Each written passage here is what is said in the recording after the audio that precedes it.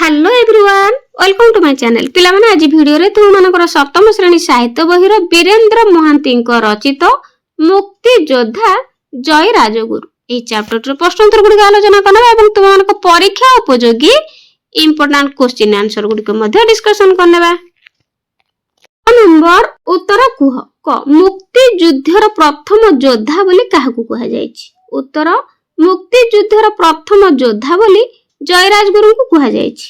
ख जयराजगुरु केबे और केउठारे जन्म ग्रहण करथिले। इंपोर्टेंट क्वेश्चन उत्तर जयराजगुरु 1739 ख्रीष्टाब्द अक्टोबर मास 29 तारिख दिन पवित्र अँला नवमी तिथि रे श्रीक्षेत्र निकटस्थ वीरहरे कृष्णपुर ग्राम रे जन्म ग्रहण करथिले। ग स्वाधीनता संग्राम रे भाग नै कोन करबा को पडुथिला। उत्तर स्वाधीनता संग्राम रे भाग नै जीवन को विसर्जन करबा को पडुथिला। घ किए शासन करुथिया बेले इंग्रेज माने ओडिसा को आगमन करिथिले। उत्तर मरहटा माने शासन करुथिया बेले इंग्रेज माने ओडिसा को आगमन करिथिले। जयराजगुरु को पिला बेला किपरि कटिथिला। उत्तर जयराजगुरु को पिला बेला एक रक्षणशील परिवेश मध्य रे कटिथिला। इंग्रेज माने जयराजगुरु को सेनाध्यक्ष पद रु हटाइबा पई की प्रकार योजना करिथिले। उत्तर इंग्रेज माने जयराजगुरु को सेनाध्यक्ष पद रु हटाइबा पई खोर्धा राजा को प्रबताइथिले। 6 खोर्धार बरुणेई पहाड़ किपरि स्वाधीनता संग्राम मुख साक्षी। उत्तर इंग्रेज माने बरुणेई गड़ तले थिबा मुकुंद प्रसाद जेमादेई घोड़ासाही अंचल रे युद्ध पई सैन्य छाउनी सजाई प्रस्तुत हेले। सेथि प्रति भ्रुक्षेप न करी गरिला बाहिनी बरुणेई पहाड़ उपर अग्निवर्षा परी सर निक्षेप करी शह शह इंग्रेज माननकु बा सैन्यकु धराशायी करिदेले। 3 दिन धरी बरुणेई अवरोध हेला। तेणु खोर्धार बरुणेई पहाड़ स्वाधीनता संग्राम मुख साक्षी। 2 नंबर 2 बा 3टी वाक्य रे उत्तर लेख। क जयराजगुरु को मुक्ति युद्धर प्रथम योद्धा बोली काहे कहा जायछि। इंपोर्टेंट क्वेश्चन अटे। उत्तर इतिहास कहे भारतर प्रथम मुक्ति संग्राम ओडिसा रे ही आरंभ होइतिला। ए माटी मा पई हसी हसी मृत्युवरण करी जे वीर योद्धा माने मृत्यु विजय होइतिले सेमानक मध्य रे जयराजगुरु थिले प्रथम संग्रामी योद्धा। तेणु तांको मुक्ति युद्धर प्रथम योद्धा बोली कहा जायछि। ख जयराजगुरु को मां तांको पुओ पई की स्वप्न देखिथिले। उत्तर जयराजगुरु को मांकर स्वप्न थिला पुओ विवाह करिवो से सुखरे घर को बहुटी आनिबो तांको दुख लाघव हेबो। ग शंभु भारती के से किपरि जयराजगुरु को सह जड़ित होइथिले। इंपोर्टेंट क्वेश्चन अटे। उत्तर शंभु भारती जने सन्यासी से विश्वस्तता सहित जयराजगुरु सहित मिसी इंग्रेज मान विरुद्ध रे जनमत सृष्टि करिया पई तांको सहित जड़ित होइथिले। घ योद्धा माने केते भाग रे विभक्त होइथिले और से माने केउ केउ कार्य करूथिले। उत्तर योद्धा माने 4 भाग रे विभक्त होइथिले। पहाड़ी माने बण पहाड़ रे लुचि छपी शत्रु को आक्रमण कला बेले बाणुआ माने आग्नेयास्त्र व्यवहार बा प्रयोग रे धुरंधर थिले। ढोंकिया माने खंडा तरोवाल ढालो अनुसार तो साहाଯ୍य रे आक्रमण करूथा बेले गरिला माने पछपटु अतर्कित आक्रमण करी उभान होई जाउथिले।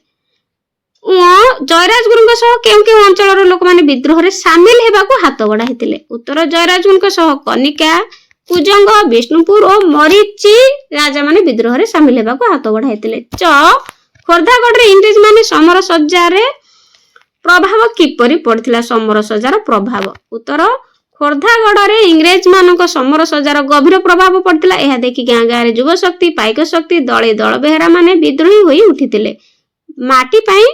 माटी मा पई प्राण बलि देबाकू शह शह वीर जवान अंडा भिडी आगे आसिले। 6 जयराजगुरु शेष जीवन किपरि कटिथिला। Important question. उत्तर जयराजगुरु शेष जीवन थिला अत्यंत मर्म विदारक। देशद्रोही को विश्वासघातकता हेतु से इंग्रेज मानक द्वारा बंदी हेले और मिथ्या मतामत हेतु 1806 मसिया डिसेंबर 6 तारिख रे मृत्यु दंड पाइले। 3 नंबर प्राय 80 शब्द रे उत्तर लेख। क पुरी राज दरबार रे राजगुरु हिसाब रे जयराजगुरु को कार्यावली लेख। उत्तर जयराजगुरु को पिता चांद राजगुरु खोर्धा राजांकर कुल पुरोहित थिले। राजगुरु परिवार रे राजगुरु पदवी रे अधिष्ठित थाई तांकर अकाल वियोग घटिला। घटना क्रमे राजगुरु पद रे अधिष्ठित हेले युवक जय राजगुरु। तांकर विचक्षण बुद्धि देश प्रीति भक्ति साहस और शक्ति को देखि राजा तांको राज्यर प्रधानमंत्री मुख्य परामर्शदाता सेनाध्यक्ष एवं राज्यर मुख्य बेवर्ता रूपे अवस्थापित कले। विप्लवीर वीर निजर दायित्व और कर्तव्य को ठीक भाव संपादन कले। 1803 मसीह इंग्रेज माने ओडिशा अधिकार कले। सेतेबेलकु खोर्धा राज्य स्वाधीन राज्य। एही घड़ी संधि समय रे ଦିବ୍ୟ ସିଂ ଦେବଙ୍କର ମୃତ୍ୟୁ ଯୋଗୁଁ ତାଙ୍କର ନାବାଳକ ପୁତ୍ର ମୁକୁନ୍ଦ ଦେବ ଖୋର୍ଦ୍ଧା ରାଜସିଂହାସନରେ ଅଭିଷିକ୍ତ ହୋଇଥାନ୍ତି। ଅଭିଜ୍ଞ ଦକ୍ଷ ରାଜନୀତିଜ୍ଞ, କୁଶଳୀ କୂଟନୀତିଜ୍ଞ, ସେନାଧ୍ୟକ୍ଷ, ମହାମନ୍ତ୍ରୀ, ମୁଖ୍ୟ ପରାମର୍ଶଦାତା ଏବଂ ବେବର୍ତ୍ତାଙ୍କ ମୁଣ୍ଡରେ ରାଜ୍ୟର ସମଗ୍ର ଭାର ଲଦି ହୋଇ ପଡିଲା। ମୁକୁଟ ବିହୀନ ସମ୍ରାଟ ରୂପେ ଜୟରାଜଗୁରୁ ଦେଶକୁ ରକ୍ଷା କରିବା ପାଇଁ ଇଂରେଜମାନଙ୍କ ବିରୁଦ୍ଧରେ ଲଢେଇ ଆରମ୍ଭ କଲେ। ଜୟରାଜଗୁରୁ ଜଣେ କୂଟନୀତିଜ୍ଞ, ତାହା ତାଙ୍କ ଜୀବନରୁ କିପରି ଜଣା ପଡେ ବା ବୁଝା ପଡେ? ଲେଖ। ଇମ୍ପୋର୍ଟାଣ୍ଟ କ୍ୱେଶ୍ଚିନ୍ ଅଟେ। ଉତ୍ତର, କୂଟନୀତିଜ୍ଞ କହିଲେ ଅଭିସନ୍ଧିମୂଳକ ଆଚରଣ ସିଦ୍ଧ, ଅର୍ଥାତ୍ ଉଦ୍ଦେଶ୍ୟ ସାଧନ ପାଇଁ କୌଶଳ ସୃଷ୍ଟି କରିବାର ଦକ୍ଷ। ଜୟରାଜଗୁରୁ ଥିଲେ ସେହିଭଳି ଜଣେ ମହାନ ଦେଶପ୍ରେମୀ କୂଟନୀତିଜ୍ଞ।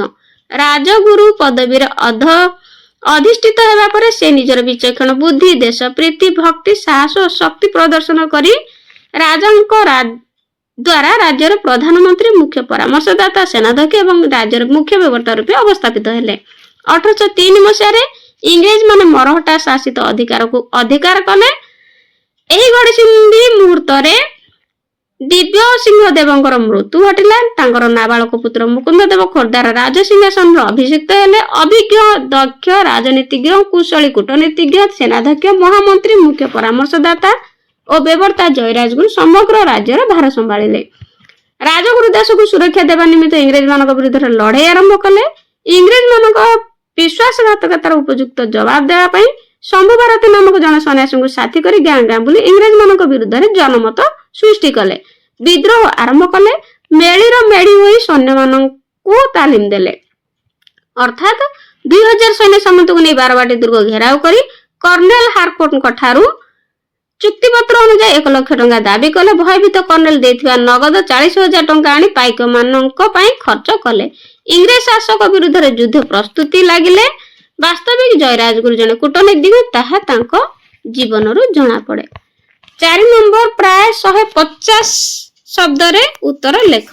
ମହାନ ଯୋଦ୍ଧା ଭାବରେ ଜୟରାଜଗୁରୁଙ୍କର ଦେଶଭକ୍ତ ବର୍ଣ୍ଣନା କର, କିମ୍ବା ମୁକ୍ତିଯୁଦ୍ଧର ପ୍ରଥମ ଯୋଦ୍ଧା ବୋଲି ଜୟରାଜଗୁରୁ କୁହାଯିବାର କାରଣ, ଏପରି ମଧ୍ୟ ତାତ୍ପର୍ଯ୍ୟ କଣ ପଢିପାରେ କ୍ୱେଶ୍ଚିନ୍। ଉତ୍ତର, ଇତିହାସ କହେ ଭାରତର ପ୍ରଥମ ମୁକ୍ତି ସଂଗ୍ରାମ ଓଡିଶାରେ ହିଁ ଆରମ୍ଭ ହୋଇଥିଲା। ଏହି ଦେଶ, ଜାତି ତଥା ମାଟି ମା ପାଇଁ ଯେଉଁମାନେ ଫାଶୀ ପାଇ ହସି ହସି ମୃତ୍ୟୁବରଣ କରି ମୃତ୍ୟୁ ବିଜୟ ହୋଇଥିଲେ, ସେହି ବୀର ଯୋଦ୍ଧା ପରମ ଦେଶଭକ୍ତ ମାନଙ୍କ ମଧ୍ୟରେ ଦେଶ ସ୍ୱାଧୀନତାର ପ୍ରଥମ ସଂଗ୍ରାମୀ ଯୋଦ୍ଧା ବିପ୍ଳବୀ ଜୟରାଜଗୁରୁ ଥିଲେ ଅନ୍ୟତମ। ଖୋର୍ଦ୍ଧା ରାଜାଙ୍କର ରାଜପୁରୋହିତ ସେନାଧ୍ୟକ୍ଷ ଜୟରାଜଗୁରୁ ମାତୃଭୂମିକୁ ବିଦେଶୀ ଶତ୍ରୁମାନଙ୍କ କବଳରୁ ରକ୍ଷା କରିବା ପାଇଁ ପ୍ରାଣ ବଳି ଦେଇଥିଲେ। ଜୟରାଜଗୁରୁ ଥିଲେ ଜନ୍ମରୁ ବୀର। ରକ୍ଷଣଶୀଳ ପରିବେଶ ମଧ୍ୟରେ ସେ ବାଲ୍ୟ ଶିକ୍ଷା ସମାପ୍ତ କରି ପାରମ୍ପରିକ ଶାସ୍ତ୍ରାଦିରେ ନିପୁଣତା ଅର୍ଜନ କରିଥିଲେ।